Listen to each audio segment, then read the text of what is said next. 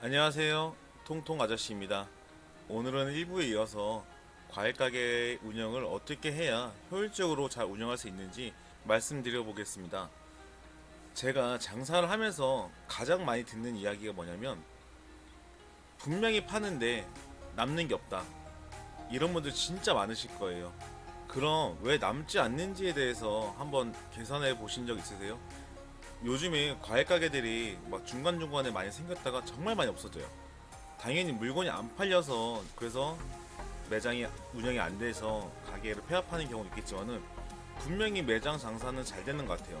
뭔가 손님도 많이 왔다 갔다 하고 물건을 많이 파는 것 같고 물건도 많이 가져가십니다. 그런데 결론적으로는 폐업하신 매장들이 진짜 많습니다. 그런 분들을 만나서 이야기를 하다 보면 다들 하시는 말씀이 그거예요. 파는데 남는 게 없다.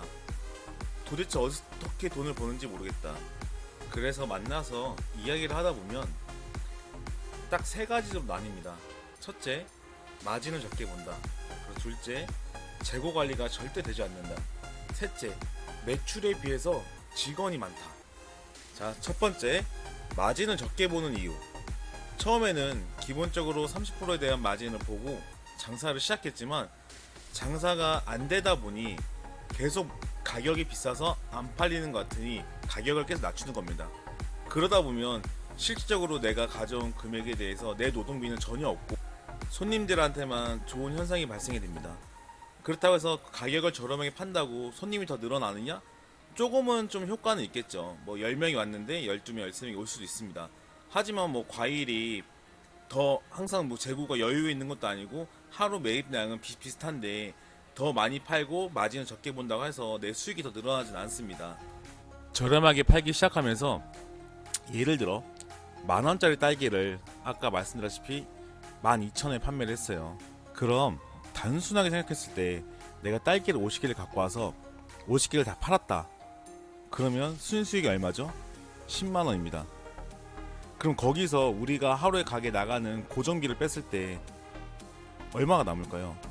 기본적으로 100만원이란 월세 고정비는 아까 일부에 말씀드렸다시피 한 6만원 정도의 고정비가 나갑니다. 그럼 실질적으로 남는 금액은 4만원입니다. 근데 여기서 딸기가 50개 중에 5개가 안 팔렸어요. 그러면 딸기 원가는 5만원이죠. 그럼 남는 금액에서 5만원을 뺐을 때 판매된 45개의 수익이 9만원, 그리고 남는 재고의 원가가 5만원. 그럼 실질적으로 남는 금액은 정말 4만원이 남는 겁니다. 거기에 고정비를 빼다 보면 얼마예요?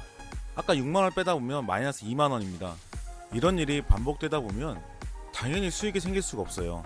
그리고 세 번째, 매출에 비해 직원이 많다입니다. 일반적으로 나 혼자 운영할 수 있는 매장을 꼭 사람을 쓰시는 분들이 있더라고요.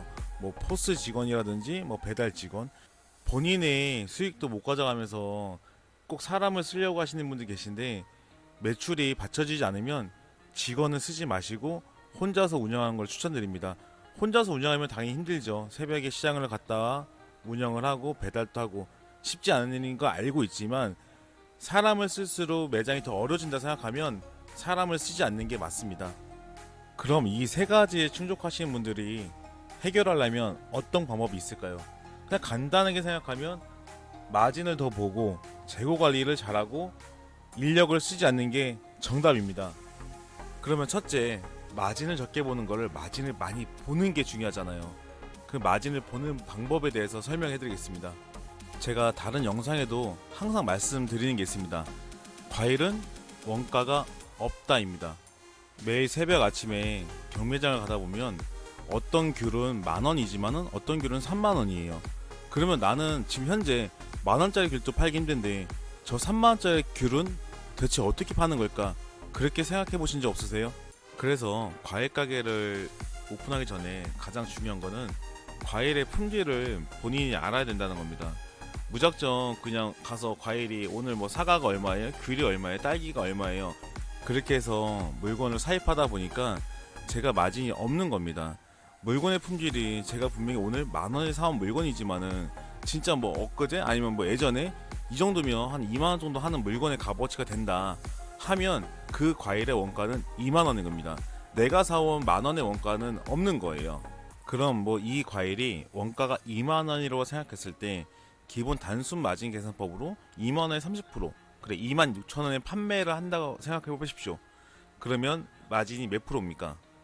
만 원이 원가라고 기준에 마진은 61%입니다. 이렇게 판매를 하다 보면 폭리 아니냐? 폭리 맞죠.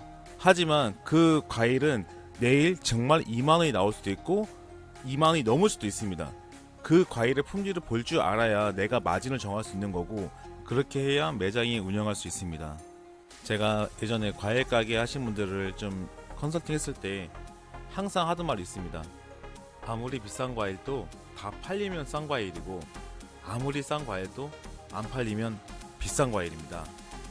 다품목을 취급하는 과일 가게에서 모든 품목을 이렇게 마진을 볼 수 없겠지만은 기본적으로 수입 과일들은 기본 마진만 보고 파시고, 그리고 가장 많이 마진을 볼 수 있는 거는 사과 같은 종류. 사과는 품질에 대해서 가격 차이가 많이 나기 때문에 정말 사과를 좋아하시는 분들은 가격을 따지지 않고 드시는 분들이 많습니다. 그래서 이런 품목들은 마진을 보고, 기본 품목들은 기본 마진을 보면서 운영을 하셔야 과일 가게 운영이 가능합니다. 재고 관리에 대해서는 다음 영상에서 찾아보도록 하겠습니다. 감사합니다.